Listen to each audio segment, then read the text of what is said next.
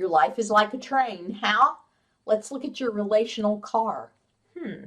Let relationships go. This train looks great. All the cars are linked together. They're all moving in the same direction. They're each pulling their own share of the load. This train should get where it's going, hopefully safely, with everybody intact. But sometimes in the train cars in our life, when we go to get in them or use them, we find out that they're not what we want them to be. For example, this train car is gorgeous, but it's not taking me anywhere. It's just pretty to look at. This train car also pretty to look at, but it doesn't move anymore, so it can't take me anywhere. And this train car, I'm going to let you finish that sentence. These are the train cars in each of our lives. We all have all 6 of them. And so what's important is to make sure that we're regularly checking that they're each healthy and pulling their share of the load of our lives. Hi, my name is Marcia Denton, and I'm the owner of Mima Wisdom Coaching. And today I want us to look at the relational car. The relational car sometimes goes back and forth, kind of like what we see going here.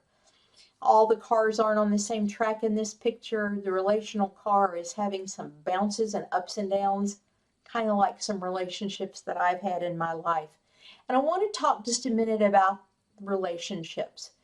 You know, relational health is whatever the relationship is between 2 or more people. Relationship is not just a loving partnership like a marriage or a domestic partnership. It's a parent and a child. It's a father and a daughter. It's all sorts of relationships, and we all have a multitude of relationships in our lives. Unfortunately, what I've seen from a lot of them is that sometimes people hold on to the relationship when it's totally unhealthy, and they shouldn't hold on to it anymore. And I wanted to talk to you about this for just a minute because I see it so frequently. I'm not suggesting that the minute something goes wrong, you cut and you run. I'm not suggesting that. But I am suggesting that you look for evidence that the person that's in the relationship that you're talking about at the moment is in it and has the same values about the relationship that you do.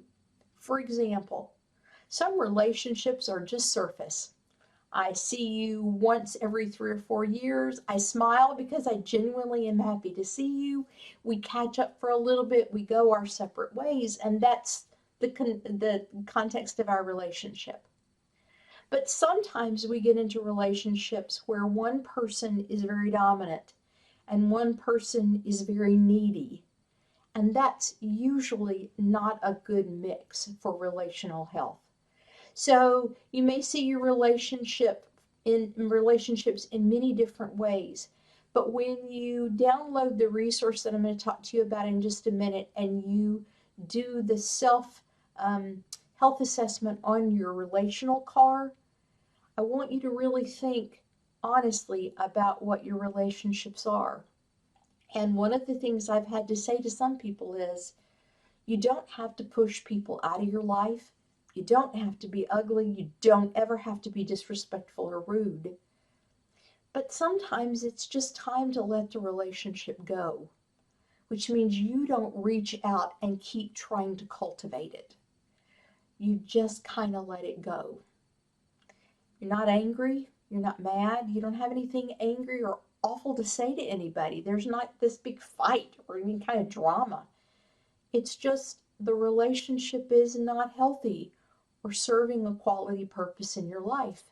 And it's okay to let those relationships go. You can't grab on to new healthy relationships or even explore those if you're holding tightly to this dysfunctional thing over here called a relationship and you're not letting go of it. As soon as I'm stuck here, none of this exists. Not really. Because people who I might want to be in a relationship with to start a business or to partner in taking care of our kids or homeschooling. I'll take them some days, they'll take them other days. those people aren't going to be interested in pursuing that relationship, healthy relationship with me, if I'm so stuck over here and I can't let this dysfunctional, unhealthy thing go, because they aren't going to want to be a part of that. I have to let go of that in order to have an open hand for new things when they come. One of the things that I've done is created a resource to help you get down the track and get to where you want to go in 2021. All you need to do is click on the link in the post. It's Getting My Life Back on Train. Um, and you can download it absolutely free. It's got great information in there. It's going to take you a little bit of time to work through and do a self-check, health check of each of the 6 cars in your life. So you want to download that today and get started so that you have as much of 2021 as possible to take 6 healthy cars and move forward with them. And also throughout January, we'll be doing Facebook posts and LinkedIn posts with additional research and information like this one to help you better understand each of the 6 cars in your life. And I've also included my email just in case you have questions or need a little extra help. Feel free to reach out. Thanks so much. We'll see you next time.